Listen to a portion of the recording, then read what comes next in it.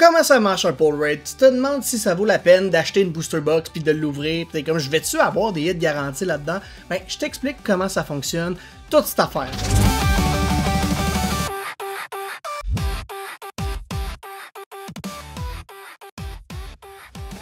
Hey, what's up guys, et bienvenue à une nouvelle vidéo de Rémi Card Trader, ici Matt, et si t'es pas abonné à notre chaîne, je te recommande de le faire.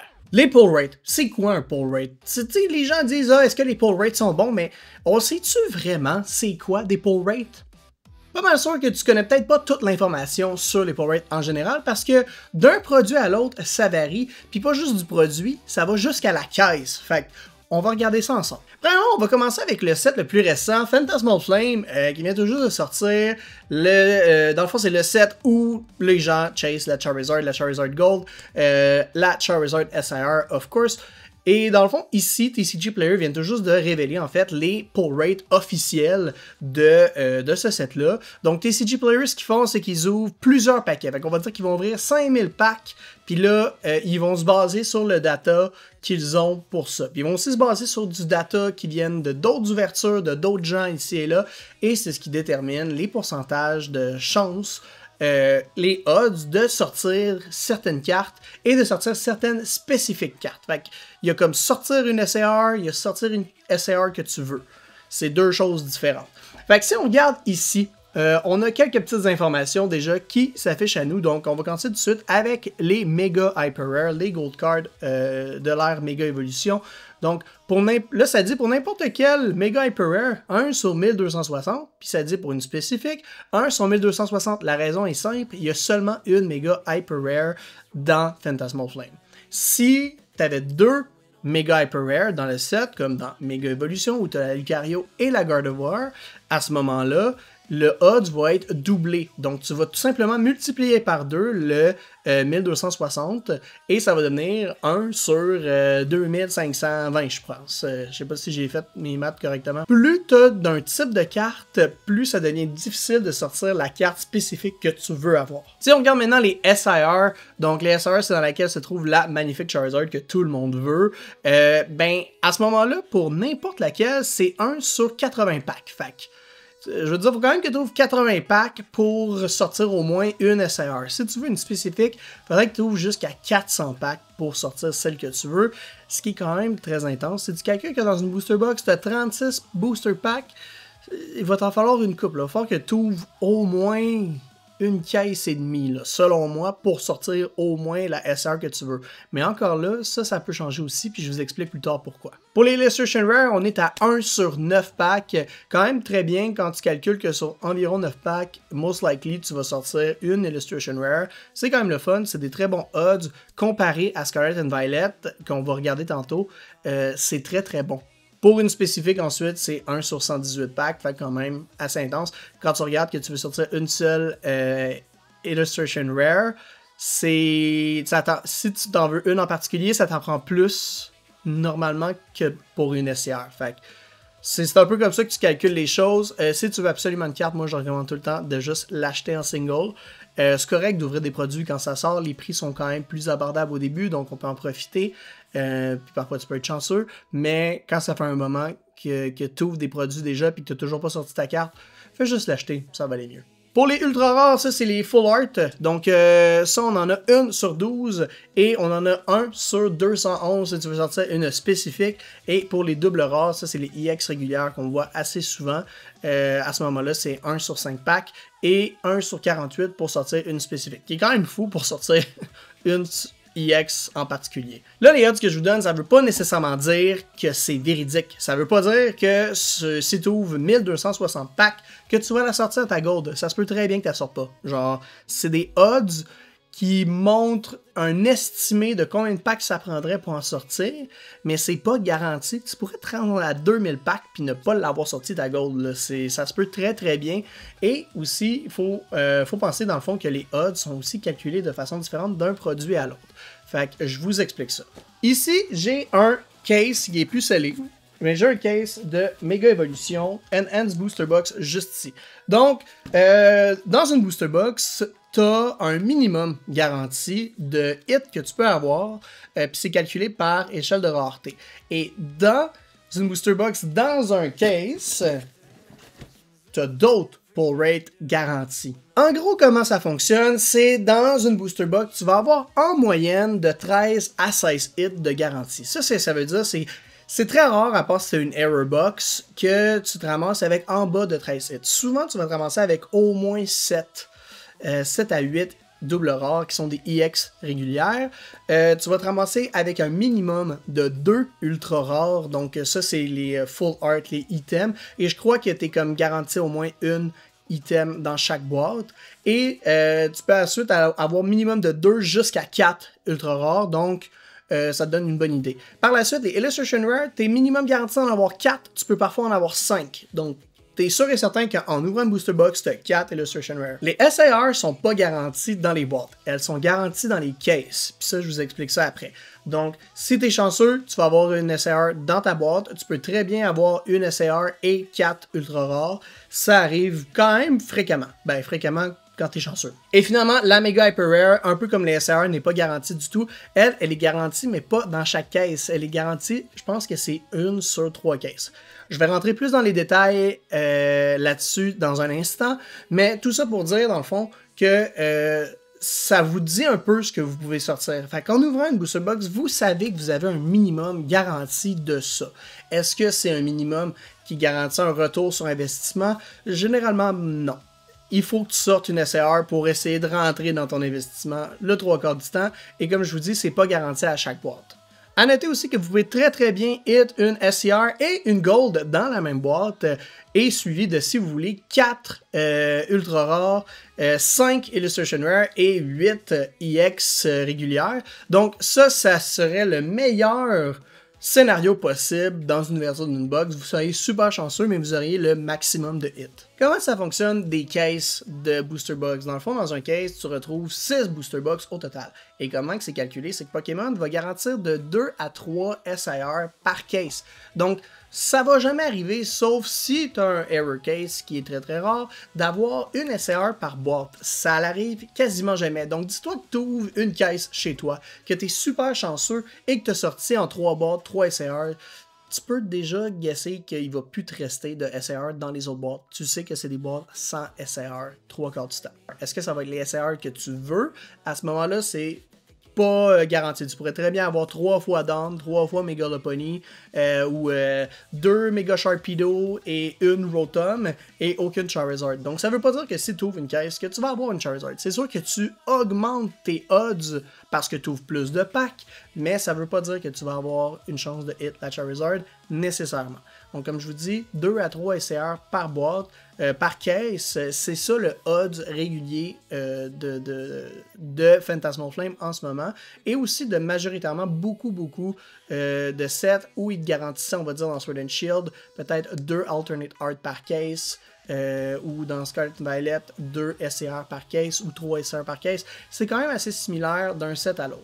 Ensuite de ça, la Gold, elle, est pas garantie dans un case du tout. Je pense que c'est une à chaque 5 ou 6 cases, si je me trompe pas, dans le sens de, ça prend quand même 1260 packs normalement, si on calcule les odds, pour la sortir. Donc, il faut que tu égales le 1260 packs en termes de case pour avoir une chance de l'avoir. Donc, on pourrait calculer sur un environ de 5 à 6 cases, selon moi, avant de sortir ta Gold Charizard. À ce moment-là, regarde le prix d'une caisse, regarde le prix de la Mega Charizard en Gold. Je pense que la réponse est assez simple. À ce moment-là, si tu te dis « je veux absolument la sortir, je vais acheter des caisses », tu vas clairement être perdant dans ton investissement. Même si tu sors quelques SIR intéressantes, selon moi, tu vas très rarement rentrer dans ton argent. Donc, c'est de cette façon-là que ça fonctionne dans Mega Evolution Phantasmal Flame pour les pull rates des booster box. Maintenant, on va parler des sleeve packs et des plus petits produits qui ont aussi différents pull rates, puis c'est quand même pertinent de se pencher là-dessus. Donc, je suis encore sur TCG Player et juste ici, dans le fond, ce qu'on a, c'est un case de sleeve pack. Donc, les sleeve packs, comment ça fonctionne? Parce que j'ai déjà vu des gens me dire « Hey, les sleeve packs, c'est vraiment pas bon. Ça te garantit aucun hit. C'est vraiment un gros gamble. Ça vaut pas la peine. » En gros, comment que ça fonctionne, les pull rates dans les sleeve packs? Ça fonctionne par caisse, pas par sleeve pack individuel. Ça veut pas dire que si tu t'achètes une caisse de Phantasmal Flame sleeve pack, on va dire, tu en as 144 dans ta boîte. ça veut pas dire que tu pourrais avoir 144 SAR ou Art Rare ou Illustration Rare. Comment ça fonctionne? C'est par case. Encore une fois, tu es garanti de 2 à 3 SAR. Ce qui est quand même relativement bon quand tu regardes le nombre de packs. Je veux dire, tu as plus de SAR garantis dans une caisse de 140 packs comparé à une caisse de booster box où tu as encore plus de packs. Tu as plus de chances de sortir ta SAR du sleeve pack. C'est juste que, vu que tu y vas un pack à la fois, ça paraît plus gros et ça paraît plus difficile de sortir la carte que tu veux. Comment ça fonctionne pour les plus petits produits sinon? Les True Pack Blister ou les Mini Tin, tout ce qui est plus petits produits Collection Box, à ce moment-là, ça va être aussi en fait une SAR qui est seedée par caisse. Parce que tu as moins de paquets dans une, donc ça se peut que tu aies une caisse qui est complètement rien, comme ça se peut que tu aies une caisse qui en ait un. Maintenant, j'ai envie qu'on fasse un petit peu de comparaison. Donc, on vient de parler de Phantasmal Flame, Boubou, parce que c'est le dernier set qui vient de sortir. Mais j'avais envie quand même qu'on regarde ensemble les pull rates de Mega Evolution. C'est quand même très très similaire à ce qu'on a dans Phantasmal Flame. La seule différence, c'est que le set est vraiment plus gros. Donc, ce que ça fait, c'est que les odds deviennent un petit peu plus difficiles. Plus petit set veut dire plus facile de sortir les cartes. Plus gros set, un petit peu plus difficile. Donc, un peu comme on regardait dans Phantasmal Flame, le odds de sortir une gold card est le même pour sortir n'importe quelle gold card. Fait que si tu veux sortir either la Lucario ou la Gardevoir, tu te retrouves à un pack sur 1260 packs pour le sortir. Si tu veux sortir une des deux gold cards en particulier à ce moment-là, il faut vraiment que tu doubles le odds. Donc, on est à 1 sur 2520, ce qui est énorme. Honnêtement, si tu te dis, moi, je vais ouvrir 2520 packs en espérant sortir la gold, pis que tu sors pas à la fin, moi, je peux juste dire que je t'aurais averti. Pour les Special Illustration Rare, on est à 1 sur 101. Comme vous pouvez voir, dans Phantasmal Flame, on était à 1 sur 80. Donc, la seule raison, c'est qu'on a plus de SAR dans ce set-là. C'est juste ça qui fait que ça change. T'ajoutes plus de variété, donc les odds sont multipliés. On est donc à 1 sur 1008 pour sortir une en particulier. On va dire que tu veux sortir la Venusaur. Ça va te prendre une moyenne de 1008 packs pour peut-être la sortir. Les Illustration Rare, on est à 1 sur 9, même chose, c'est quand même super intéressant. Et pour une spécifique, on est à 1 sur 202, juste parce qu'il y en a vraiment, vraiment beaucoup. Pour les ultra rares, on est à 1 sur 12, quand même assez intéressant. Puis pour les spécifiques, 1 à 267. Et finalement, les doubles rares, 1 sur 5, encore une fois, et 1 sur 48. Genre, on va regarder Prismatic Evolution ensemble. Prismatic Evolution, ce set qui est le set selon moi le plus toxique qui existe. Je veux dire, don't get me wrong, il y a des magnifiques cartes à l'intérieur. Les Evolution, c'est comme un Evolving Skies 2.0. Le seul problème dans ce set-là, c'est que tu n'as pas de Illustration Rare. Comme vous pouvez voir ici, on a des Hyper Rare, on a des Special Illustration Rare, ça c'est les cartes que tout le monde veut. Les Master Ball qui étaient hype au début, qui sont putain aujourd'hui. Les ultra rares que le monde sont écœurés de voir, les A-Spec qui servent au TCG au jeu, c'est super cool, mais pour nous collectionneurs, pas énormément de valeur. Et les Pokéballs, on se mentira pas, c'est vraiment juste des reverse à nos yeux. 1 sur 180 pour n'importe quel Gold Rare. Fait que vraiment différent de les Gold qu'on a en ce moment dans Mega Evolution. Pour une spécifique, c'est 1 sur 900. Encore là, très très rare de les sortir selon moi. Si on regarde les Special Illustration Rare, ça dit n'importe quel SIR 1 sur 45. Ça, c'est la raison pourquoi ça a l'air bas comme ça. C'est en fait parce que il y a beaucoup de SIR à l'intérieur de ce set-là. Je pense qu'il y en a 30, une trentaine, au moins. Il y a seulement 7 Evolution, la gang. Donc, la majorité de ces cartes-là, c'est pas les Evolution, c'est pas la Moonbryon, parce que si tu veux sortir la Moonbryon, ça monte à 1440 packs pour sortir la spécifique, celle que tu veux. Là, vous allez me dire, hey, mais Matt, ça veut dire que les Gold sont plus rares que la Moonbryon. Techniquement, oui, mais comme je vous dis, c'est pas une valeur assurée. Ça veut pas dire que tu ouvres environ 1500 packs, que tu vas la sortir ta Moonbryon. Tu vas peut-être sortir une Flareon à la place. Puis c'est une super belle carte, mais c'est pas la même chose. Puis pourquoi pas plonger dans Sword and Shield tant qu'à y être, juste pour vous montrer un peu la différence d'un set à l'autre, puis voir comment ça peut varier. Donc si on regarde pour Evolving Skies, eux aussi, ils avaient des Gold. Faut croire que Gold, c'est bien populaire là, depuis les dernières années. Personnellement, moi comme je vous disais, je pense que les monochromes c'était plus intéressant. Je comprends pas pourquoi ils sont restés, ils ont retourné au Gold. Ils sont belles les Gold là. mais elles sont pas si belles que ça. Les SR sont 10 fois plus cool.